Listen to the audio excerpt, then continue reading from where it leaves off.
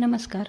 Colourful life with SD art या आपल्या चॅनलमध्ये मी सविता आपणा सर्वांचं स्वागत करते.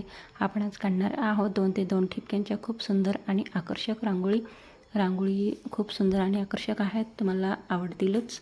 आवडलं का नाही कमेंट करून सांगायला विसरू नका. असे आज नवनवीन कलात्मक रांगोळ्यांसाठी प्लीज माझ्या चॅनलला सबस्क्राईब करा व समोरील बेल आयकॉन क्लिक करायला विसरू नका.